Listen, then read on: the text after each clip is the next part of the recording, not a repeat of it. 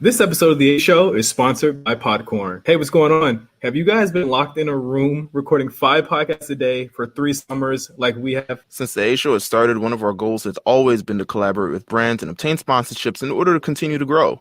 And we were met with that opportunity through the good folks at Podcorn. Podcorn is a marketplace connecting podcasters to amazing podcast sponsorship opportunities, such as host reads, interview segments, topical discussions, and more. With Podcorn, there is no middleman. Podcasters of all sizes can browse and choose opportunities right on the platform, set their own rates, and collaborate with brands directly without any exclusivities. We just made an account, signed up, and almost immediately we were connected with brands who wanted to provide sponsorship opportunities to us. So thank you to Podcorn for sponsoring this episode, and make sure you start exploring sponsorship opportunities and monetizing your podcast by signing up at podcorn.com/podcasters. Now let's start the show. And just like that, they buy it. They eat it up. You pander to them, you thank them. I mean, really, people, I thought you were a little bit smarter than that. I mean, it's just so easy to say the name of the city. You cheer. Hey, Stephanie, You cheer. I mean, just come on. Welcome to the A-Show.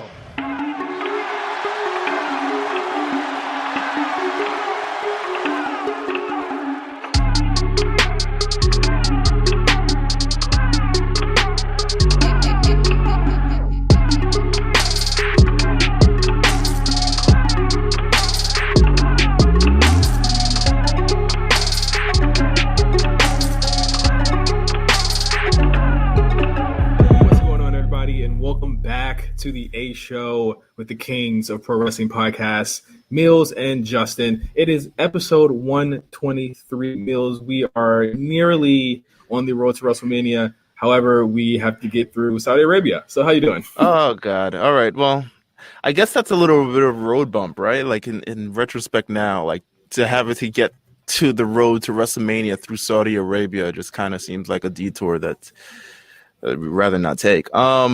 Nonetheless, first of all, how's everything with you? Everything's good. I mean, we're barreling into WrestleMania territory. I'm getting everything set for my trip in April. I'll be with Cyrus and Mark. We're gonna have a blast, man. I'm ready for Tampa. I'm excited. All right. I hear you. All right. You're not excited for me. All right. I mean, I hear you. That's what I can say. I mean, shoot, I should plan a watch party in the city or something. Like that's what I should do. I should really make WrestleMania a local experience for us New Yorkers who are not going to Tampa, which is apparently all of us. This is just the warm up. This is the warm up for LA.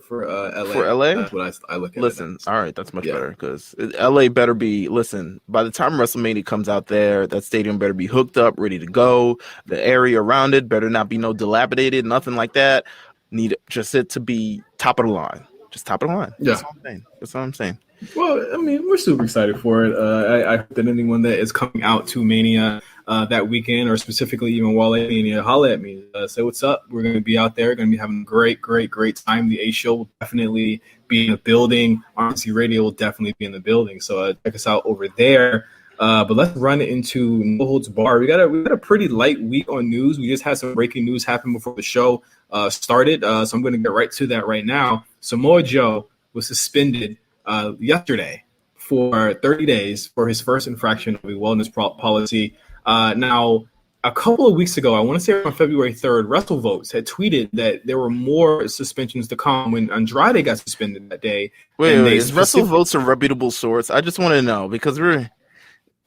Well, that's what people are. Well, they've gotten 1 or 2 things wrong, but for the most part, they've gotten a lot of things right. The Edge thing, most recently, they got right. I mean... Okay, all right. Nobody expected the Edge thing. They said the Edge thing before everyone. I mean, there were signs not in the audience. There were signs in the audience. It's not like no one expected it. It's just there were signs in the audience because of that tweet, Meelz. Nah, I can't. I'm not gonna. Right. I'm not gonna give it to them. WrestleVotes. I appreciate you.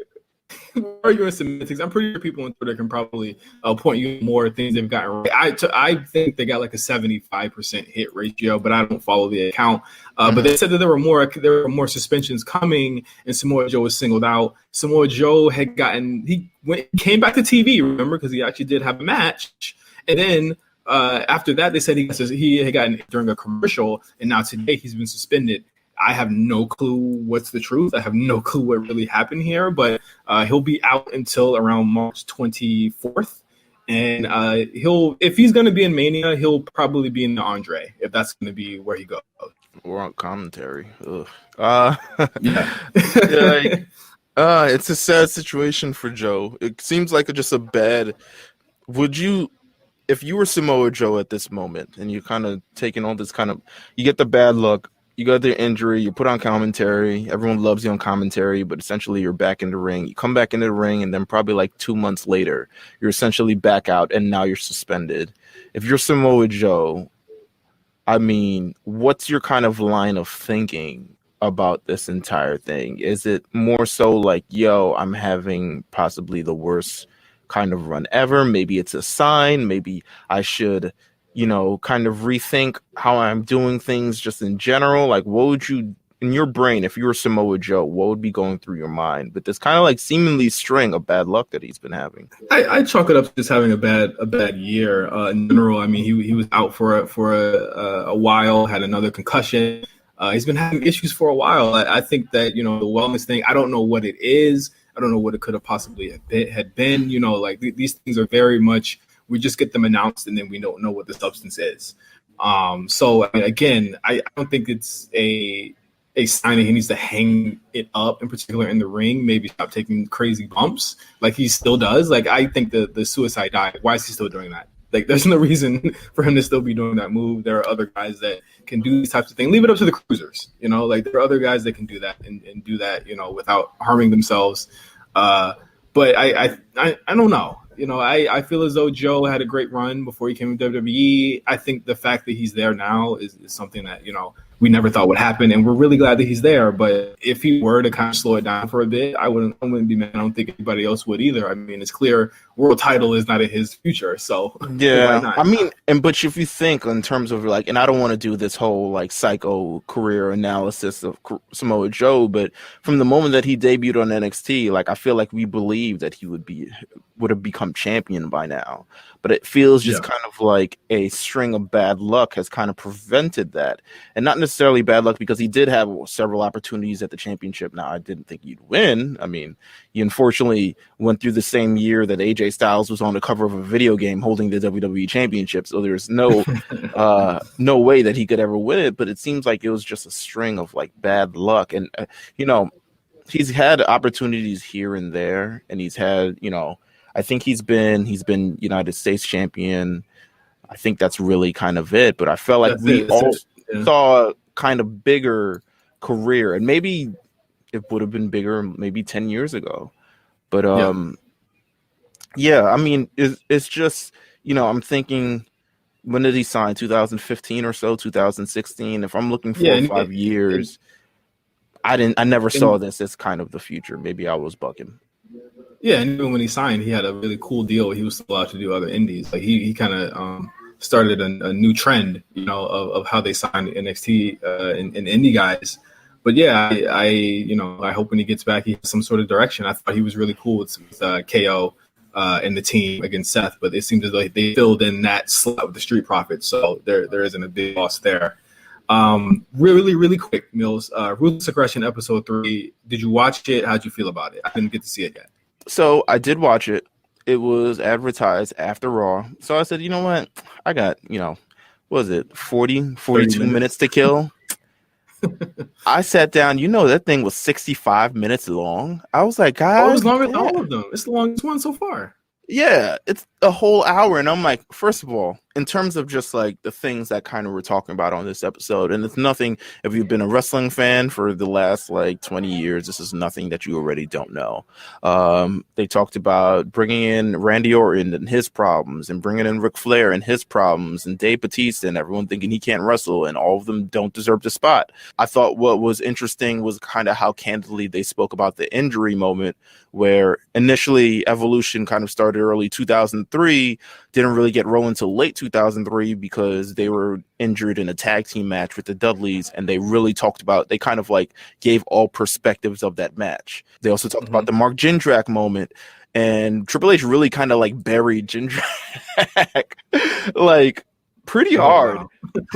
Like, I can't to the point of like I can't stand being around him, and Vince was the one Wow. pushing for Jindrak to be in the group and kind of replace Dave, and he was just like, nah, I can't deal with him. He's just too immature. And it's just, there's a whole lot of things. I thought it was way too long. I really did. I thought there's a whole part on Flair that might have lasted like the first 20 minutes of it, of him just being a shell of his former self. That probably could have been Flair's own episode. Like, if you really want to go through, like, from where he started in WWE to where he retired, I thought that could have been his own episode that didn't really need the full 20 minutes of it. It was like 20 minutes on Randy, 15 minutes on Batista, and like Triple H filtered throughout. So, you know what? It's a good episode if you got the 65 minutes. Fortunately, I'm an old man. Did not think it would be that long after a 3-hour Raw. And I was pretty mad. It was 65 minutes long, to be honest with you. All right. Yeah, but it's a good tonight. watch. Yeah, it's a good watch. You might as well. Yeah. I just have so much stuff coming back. Like Better Call Saul is back now. It's just a bunch of TV shows that are starting to come back. And, after Raw, I'm like, I have to unplug from wrestling in some way, shape, or form. So I'm going to try and check it out tonight. Yeah. Next up, Bella Twins are Hall of Fame bound, as announced on Friday on SmackDown. People are upset about this for some strange reason. That they are upset that the Bellas are going into a Hall of Fame that has literally no rules. People are still upset about this. The Bella Twins going into Hall. So looking from my vantage point, if I can see why people are upset, but still, it's like, bruh, it's the Hall of Fame. I can see why people are upset, considering. Get over it. Yeah, but absolutely. I think it needs to get over it. For instance, like let me tell you about the Bella Twins and just kind of put their career in retrospective. As much as they may not have been the best in the ring, and they may not have been the top tier, we probably won't put them in our top 5 list for women and or WWE superstars.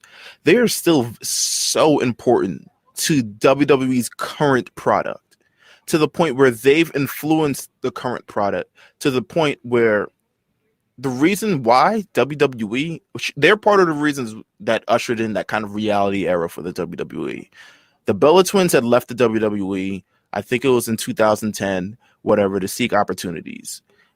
On their way back, they came back and they said, hey, we want to do a reality show. They're already figuring out the reality show when they weren't signed.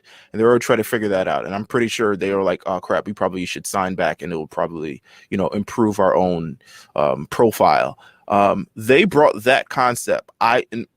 For all that I know thus far, in terms of all the reports that I read, in terms of all the things, they brought that concept to the WWE, and that ushered in Total Divas. Right. That's presented the opportunities for Natty. That's presented the opportunities for Naomi. That's presented opportunities for everyone featured on that show who's gotten that sort of. I still have people to this day who don't watch wrestling but watch Total Divas and can reference, and they're like, "Oh my god, I love Jey Uso." They're always asking.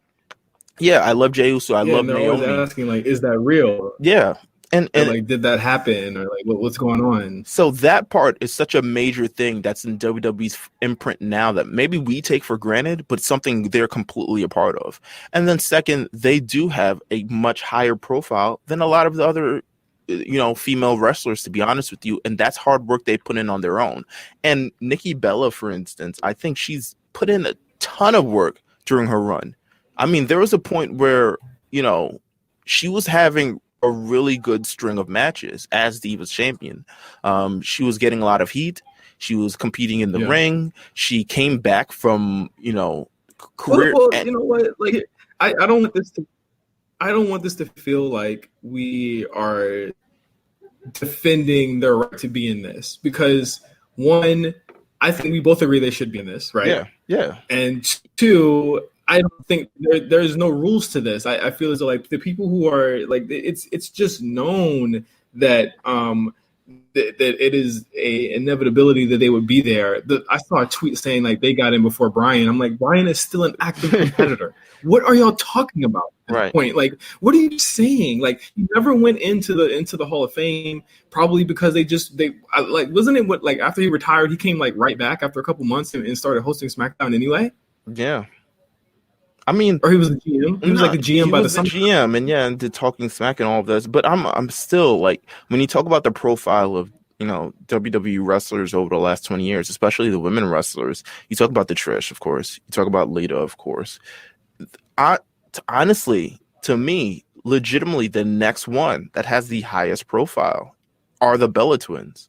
Like, and I know we're not supposed to be defending it, but at the same time, it's kind of like, to me, it's a no-brainer, and that's kind of what I'm speaking of right now. That, like, if I had the drop, use your brain, man. That's stupid. Like the little R. Kelly thing, but like, that's what I would do right now, because I'm just like, yo, I don't understand it. I don't understand it. Personally congratulations to the Bella Twins. First of all, they're both pregnant. Didn't see that coming, even though, I mean, a little fishy to me, but but the Bella Twins are such, important superstars to this company and important things, and have really improved the imprint of the WWE, especially for women moving forward, that it's just super important to have them here. So we have another Saudi Arabia pay-per-view on This is Thursday. true. I mean, at this point, they're coming once a quarter. I feel like they're here to offset WWE business, what was it, their quarterly earnings every month, every year, and they're like, listen, only the quarters of Saudi Arabia is the only ones going up. Maybe we need to incorporate them a lot more. Yeah, this show seemed like a big deal, relative to everything else. I mean, I just want to talk about two matches here that I think have a lot of storyline implications. Obviously, you have the gauntlet match with AJ Styles in it. I think we pretty much know he's going to win that with the way that he's the only person that's been talking about it. Mm-hmm. But two matches I want to talk about are Ricochet and Brock, and Goldberg Fiend. What do you want to know? Because I can tell you the results of both of them right now. Okay, is this Ricochet match like the worst booked Brock title match ever? Maybe.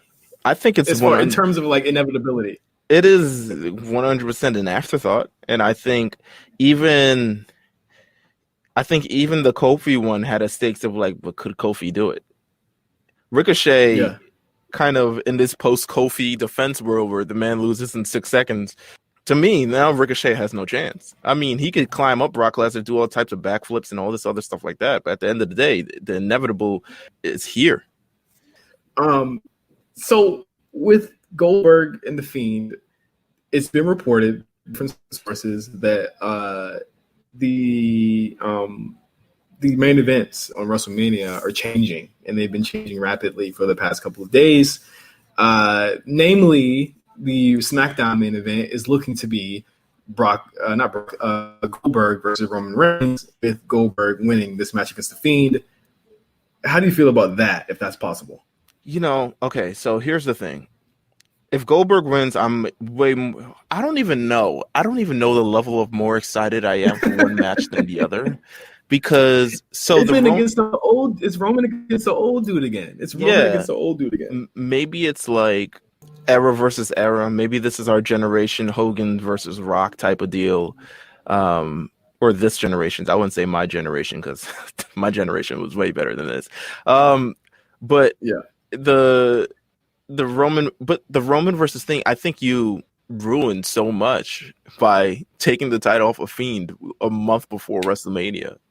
After all this build, after all the things that we've gone through in this entire process, and to just take the belt off of him, I see where the payday is. It's easily Roman versus Goldberg. But then you don't put the title on They could do the that Fiend in America. At all.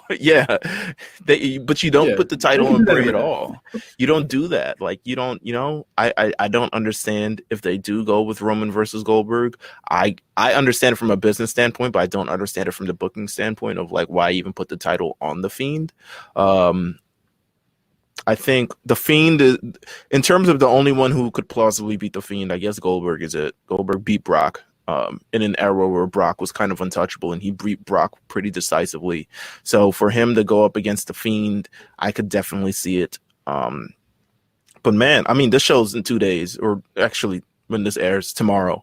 So we'll see. The last time they were in Saudi Arabia, this is what we got, right? Like, we got the Fiend winning the Universal title. It'll be interesting if he goes back there and he loses it there. Yeah, it seems to be the great place to make them lose or win things around people that probably could care less about the outcome of the match. Let's get to our Mania moment. Yeah. We are now in a couple of we're now in terms of this moment. I wanted to pick something cool from 10 years ago, and we are now 10 years removed, almost 8th of March, 10 years removed from WrestleMania 26, which had the main event of The Undertaker versus Shawn Michaels, streak versus career match. Man, listen, I really like this match, and low key, I think I like it better than the match the year before. You are bugging, sir, but go off. No, I think I like it better. I think I like it better than that match. I think there was a lot more at stake. I think the callbacks were definitely like more. They had a lot of callbacks to last year's match, yes, but I think that they meant a lot more in the sense that the story that had been built up between them, and I want to talk about the video package as well for the streak versus career match, because this is like a 2-3 year old storyline that culminates here. And I think just everything that had kind of come all the way up to this point made sense and it was logical. And I can't remember a storyline that took two characters through so many things throughout the years and ended here just so succinctly and perfectly. I think this also, and I want to talk about this too, opened up the door for the NXT formula, right? Like the kickouts and all that stuff. There were a lot of kickouts in this match. And I can tell Shawn Michaels produces NXT matches because they started in this fucking match in WrestleMania 26. In terms of which match is better, I still think you're bugging in terms of, and you know what? And I don't want to say you're bugging as if you're like far off. They're both they're incredibly spectacular matches. But the magic that first match had, and the hunger and the aggression and all of this other stuff, to me supersedes this, this follow-up match. And to me, it was really, the first match was this once in a lifetime thing. The second match, to me, the way it was built is what separates it from the first match. And that's why I could see in terms of the argument, because the way it was built, from kind of weaving in a story that clearly this man, and you can believe it considering his age and stuff like that. He's waning towards the end of his career, and he has this kind of hunger, and he has this one thing that he needs to still accomplish before he does it. And they showed a lot of imagery between the light and the darkness. There's a great YouTube video of them just combining both video packages from 25 and 26 together. That's amazing. To me, the importance of this match, just in the, it's the perfect way to end a career, right? Like it's ending a career. I mean, there's one opportunity, it's like, oh, you should end a career and put someone over who necessarily needs it. But at the end of the day, it's like writing the end to a perfect story. And that's what I see in this match. Yeah, and it's their story. Yeah, it's their story too. Like there's no one better to end that than maybe his biggest rival at the time, even going all the way back to the 90s. I mean, the video package that I spoke of too, it has Shawn as desperate. He's desperate. He wants to get that back. And I remember watching the Slammy Awards when he accepted the award for Match of the Year, and he stops and says, "I'm going to do it again." Yeah. And then everybody was like, nah, they're not going to do it. And then you start to see more. Yeah, like, I'm not done yet. And then more you start to see Shawn deteriorate throughout the months leading to it. I think the best part to me was when he lost the Royal Rumble, and we were like, everyone was thinking he was going to go another way. Or at that moment. And that was, to me, to this day, one of the slickest swerves ever in giving, because that gave Jericho edge. And then that led to Michaels, Undertaker. And it's like, you just don't see storylines weave like that anymore in this current era. And this was just 10 years ago. But I really, to me, I look at the journey to get to 26 as the culmination as to why I enjoy that match. And of course, Shawn, with all of his theatrics and the acting and stuff like that, like I think this is the peak performance of him. Bringing all those elements together, from the Ric Flair match all the way to this. Like, to me, it's just a really poetic match. I really love this match so much.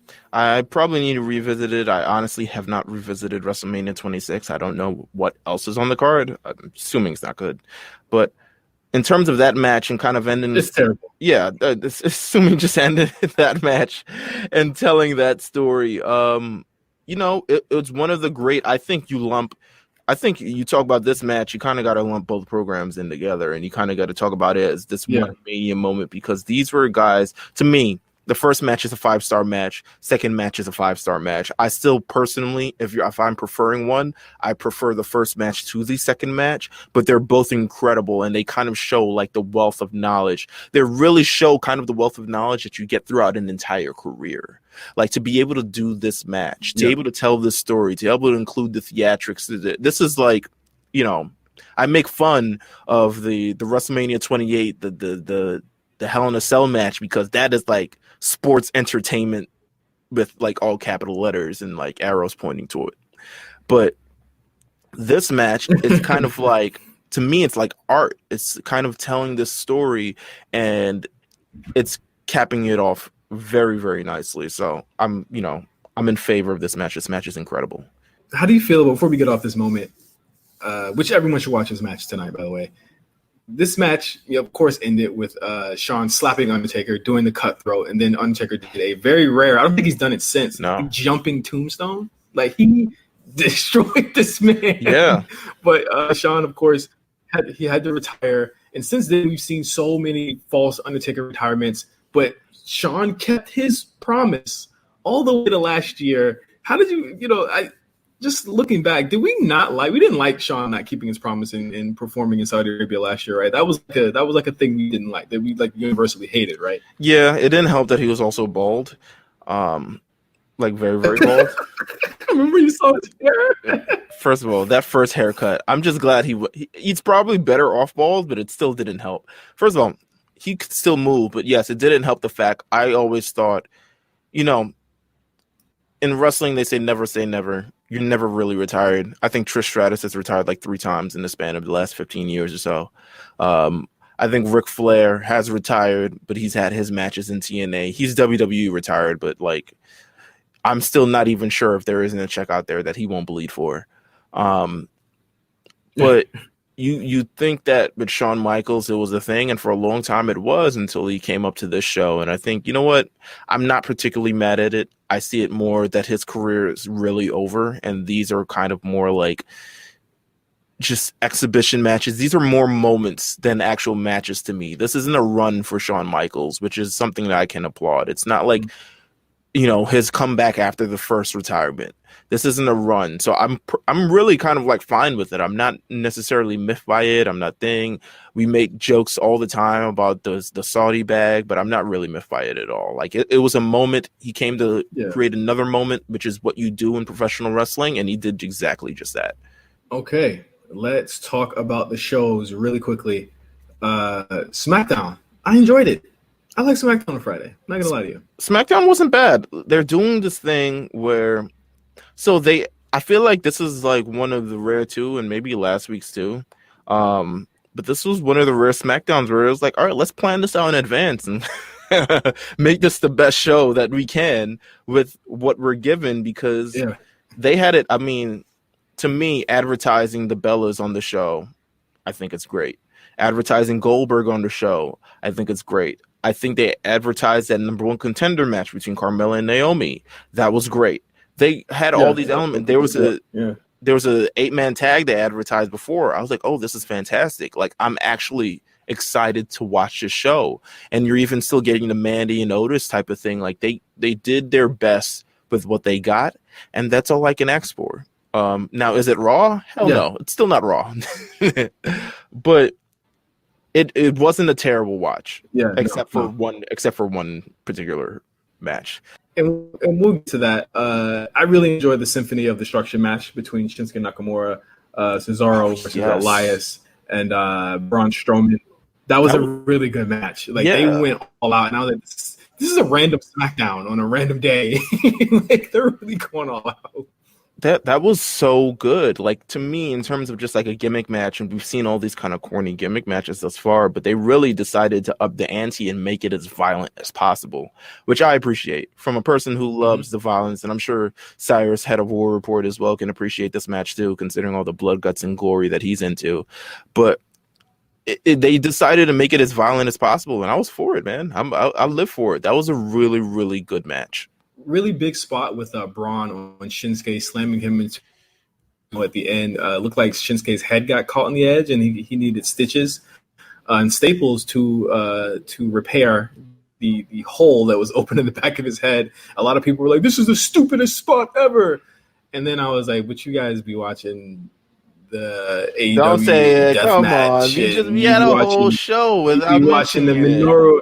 You be watching the Minoru Suzuki. All right, come on. You didn't have to mention the Cracker Barrel dive off the top rope. I'm just saying through the table. I'm just saying keep the same energy. You didn't have to. You know the energy was not kept. You didn't have to mention. But you know the energy wasn't kept. Listen. If my point was they didn't keep the same energy, then am I right or wrong? Listen, I'm not agreeing with anything. I'm just saying this match. What I'll agree with was this match was fire. Next point. Lacey, the Lacey segment with Renee Young was what a crock of strange. Oh my god, absolutely strange. So I'm from Virginia. Okay, I have family from Florida. I have family from Georgia.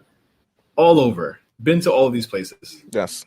Never in my life have I heard anyone refer to anybody as a nasty. It's just what is Lacey talking about? She's like, just between friends, I just say you're a nasty. It just, it's a term of endearment. And I was like, excuse me, madam? Excuse me? Is this the true N-word? Like, Go ahead and say what you mean, Lacey. Yeah, nasty. Come on, relax, Lacey. Come on. They're really they don't want us to forget about Lacey, in my opinion. I think they're gonna have her end up winning that women's battle royal. Because I just feel like they don't want us to get off of Lacey as of yet. Lacey hasn't been on television, but they've made sure to let's set up an interview, let's get her back over, let's get the people talking about her again to sort of build up some anticipation for this. Let's at least do that. But the whole nasty thing, please, no. I don't buy it. I never bought it. I'm glad I never believed you as a face, because this is just pure, the lies and deceit. To all my nasties out there. Wow. So you've turned on her. I've never turned on her. I was never on her. I was never a Lacey fan. I never trusted her. Just to let you know. Speaking of the women. Naomi and Carmella, less said about it the better. Really bad match. I think these two. I don't think these two could lead a match in the same way that Carmella and Charlotte could go with each other, or Naomi and Bayley could go, well with each other in that way. Like sometimes it's like oil water, like two styles don't mix. I feel like there's a lot of things that they both do that are like similar as far as like the acrobatic stuff. And I think there's a lot of stuff that they just don't do well at all, where it's like, trying to play Carmella as the, grounding Naomi and having her be in that position in that match and having her do submissions and stuff like that just didn't work for me. And I also feel like the match was just like, I think someone described it. I don't remember who it was. They said that like, it was almost like they kept saying, okay, I'm going to do this spot and you're going to do this spot. That was me. And that's what it really felt like. That was me. Oh, it was you. Okay. All right. That was me, because that's essentially what. To be honest with you, and I love Naomi, but it's not the first time I've seen a Naomi match like that, and it's not the first time I've seen a Carmella match like that. I think just necessarily both of them. I think the whole story aspect. Some people don't get it down. Some people, it's like you said, the less said about it, the better. But to me, like even YouTube couldn't clean that match up, in my opinion. Like it just looked, they were calling spots, they were doing all these other things very loudly, and then eventually it was over. And I was just like, oof, okay, we're here. Yeah. Then we have Goldberg and The Fiend meeting face to face at the end. I thought a really fun segment. Really nice to see Goldberg get his heat on The Fiend. And The Fiend actually looked weak for once and actually have to run away from someone. I think that they've set this up pretty well. I'm interested and intrigued. I think this is the same way that I was about the Seth and Fiend match in October. Like, are they really going to do this? and we, again, like we said earlier, we will not know until the end of this match. I'm rooting for Goldberg here. I think that Roman and Goldberg would be really fun. I really still enjoy Goldberg in like really short sprints, and I guess we'll see on Thursday. But I mean, how could you make a Fiend match even better, other than making it only 3 minutes long? Like it's going to be a really short match, and that's all we can really hope for at the end of the day. Moving on to Monday Night Raw. I enjoyed the show immensely. It was way better than last week's show by leaps and bounds. How did I feel about the show? I don't know. I think a lot of it, there was definitely some moments about the show that I liked, but then there were some other moments where I was kind of like tuned out by like the sort of, I wouldn't say, I guess it would Bobby be Lashley. Anytime Bobby Lashley's on screen, I'm tuned out. Yeah, but also kind of like the repetition of a lot of the things on the show. And not to say that it's bad or not to say that it's boring or anything like that, but when you've seen something once, you're less interested maybe to see it again. I'll probably, in that case, I'll give it up to Aleister Black and Eric Rowan. I know I'm skipping a little bit forward in terms of the things here. Yeah, that's fine. But I'll give a little bit to Aleister Black and Eric Rowan because I think they generally had a very competitive match, and they did kind of the best that they could do to make Eric Rowan look believable in that moment, because it was like, okay, he got beat up beforehand. He might not be 100%, but then you see, Aleister Black really come in and kind of like nail it and all this other stuff like that and really hit that kick, really do a whole lot of things, and kind of it showed the pugnacity of, Aleister Black, and I truly appreciated that. I think it did much more for, continuing to build him in that career. But like, what are you doing? Also, in the second stance, what are you doing with Aleister Black? Well, I mean, we see what they're doing to Aleister Black. You mentioned earlier that he had gotten beat up before that. He got beat up by AJ Styles in the club. In the perfunctory "I see you backstage and I beat you up" segment of the night, he saw AJ Styles and they prompted to antagonize him and beat him up. Aleister was hurt going into the match. I think in a lot of ways, as much as I enjoy Rowan Black, it kind of made Rowan look like a geek because he couldn't beat somebody that like got his ass whipped right before that. But again, this is to heighten the drama of Aleister's first loss. This is, of course, leading us to Aleister Black and AJ Styles. Next Monday in Brooklyn, I think you have the Undertaker Spectre looming over this match as well, which to me creates a lot more intrigue than we had going in. I don't know if this is going to be Aleister's first loss. I would not do that on Raw. I would not give that away on Raw. I think Heyman is smarter than that. But it does open up some interesting questions if Aleister does beat AJ Styles, who's claiming to be the best in the world, and he wants to get the Undertaker. I think that sets up a really interesting triple threat here, or three-person storyline here with Aleister immediately jumping to the front in a position that we didn't 2 weeks ago or even a month ago, we didn't think was possible because we didn't know. I think, you think Aleister Black Undertaker, you think, okay, if they didn't do Sting Undertaker, they're not going to put Undertaker against somebody in that same type of vibe. But if they do that here, then that's something that's immediately interesting. And I think that's something that I want to see. We also had Angel Garza and Umberto also, which I thought was a spectacular opening. Yeah, I thought it was really good. I thought it was good. I think they work really well together. I thought it was good. I thought, once again, they work really, really well together. I think it's one of those matches you put on TV to entertain a crowd for about 15 minutes or so. You have them go all out. You give kind of the people what they want. You give the people the sports entertainment, where you have all the, these characters running around, and then you give them the wrestling action. So it's kind of like all part of a really balanced show from Paul Heyman's Raw or whatever he's writing right now. What do you feel about the weaving of storylines? I know I'm mentioning this again between Kevin Owens, Randy Orton, who is now inserted into this, and Seth Rollins and the Disciples. We got Seth and Montez. You had Angelo Dawkins and Buddy Murphy, and you had Kevin Owens and Randy Orton in a match that hasn't happened in quite some time, I think.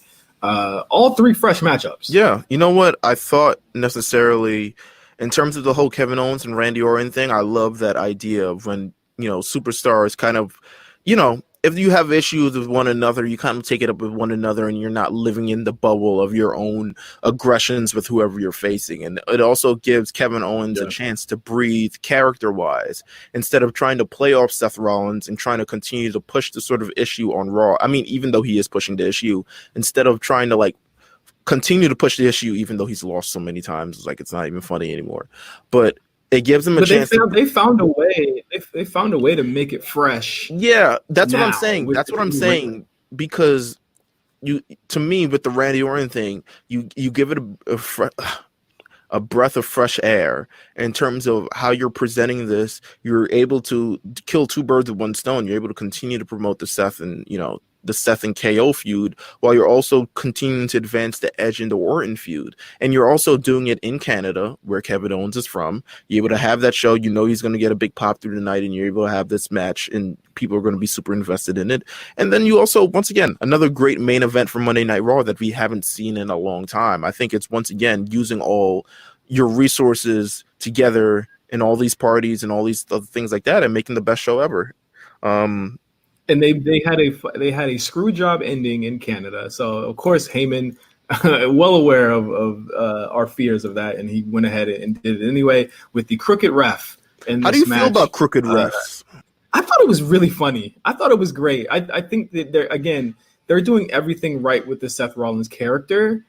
In my eyes, I just think that the promos for me just haven't hit. So like this week, he didn't really have many promos to speak of. But the character work was on point. So he keeps saying when KO reveals the shirt, the Seth Rollins shirt, Seth is like, I had nothing to do with that. And it's like he keeps screaming like I had nothing to do with that. I have no clue where that's coming from. And then he gets powerbombed through a table. But again, it's like I need to believe it. I need to believe that Seth believes that he is his character, and I'm just not getting it. I need him to have like the old televangelist, righteous gemstones look and feel to this, but maybe they're going to get a different way. But I'm still enjoying it.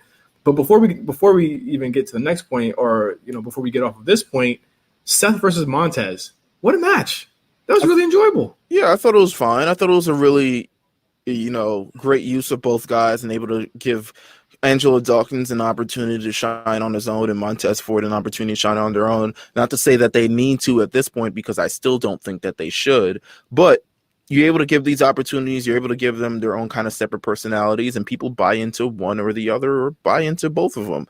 I think it's a great look for both of them. And put them in the ring against guys like Murphy and Seth Rollins and stuff like that. You're able to draw eyes. Even crazier is that Dawkins didn't really get much of a match. Seth hopped in for the DQ relatively early in the match, and it went right to Seth and Montez, which got quite some time, and it went through a couple of commercial breaks. But I thought, again, Montez, and we've been saying this from the beginning, he is going to be an all-star very soon, and I think this proves it. Like, he can hang in the ring with Seth. You can do it with anybody, and they're clearly positioning Montez to be the worker of the two, with Dawkins being the really good hot tag guy. And I think it's really working for me, at least on this angle. I don't like they have a tag team.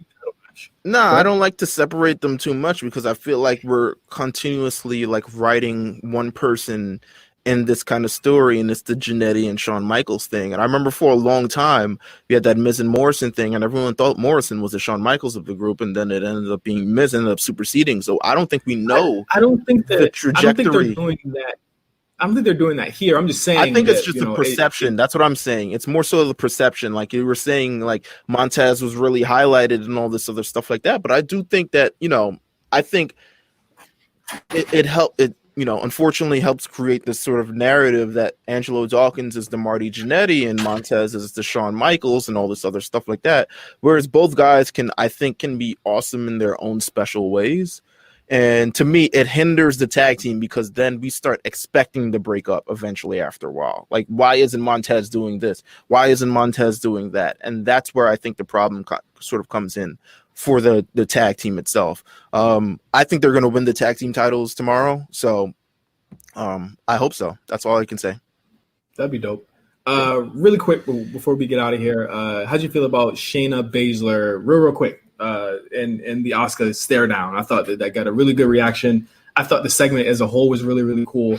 I'm really, really looking forward to what happens in the Elimination Chamber between Shayna and Becky. I could write 1,000 words about Asuka and my love for everything that she's been doing and kind of the role that she's evolved into. She's kind of like she's lingering into that role. Remember when she was NXT Women's Champion and she just couldn't be beat and she was like doing beachside promos and all this other stuff like that?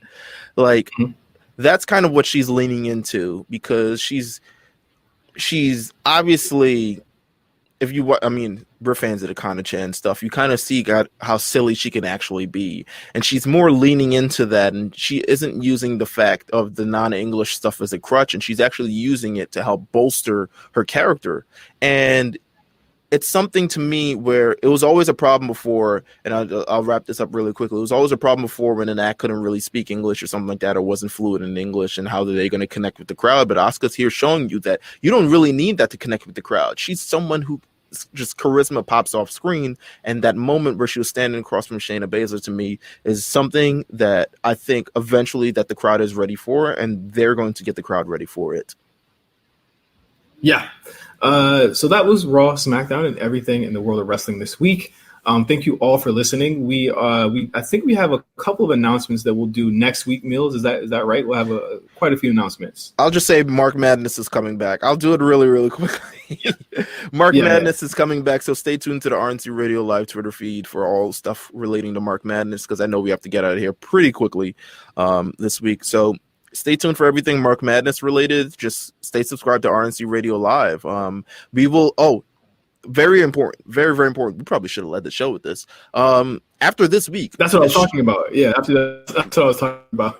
This show will no longer be on SoundCloud. So if you have not already subscribed to iTunes, and given us 5 stars, by the way, if you have not already subscribed to Spotify, I don't know if there's a star system on Spotify. I personally don't use it, but rate us high if there is. Or any other things. We're on Google Play. We're on Stitcher. We're on Transistor.fm. We're moving away from SoundCloud. All the shows actually on RNC Radio Live will be moving away from SoundCloud. So if you're subscribed to the show, make sure you stay tuned to the RNC Radio Live feed to figure out where you can subscribe to see your own show, or their new, locations for these shows. Because trust me, we're making moves, and we're making big moves. You already saw that we sponsored now, baby. Come on, this is the A show. Yes, sir. Yes, sir. You better popcorn it up. You know what I'm saying? Sponsored by Popcorn. All right. Until next week, thank you for listening. We'll see you then. Happy Rusev Day.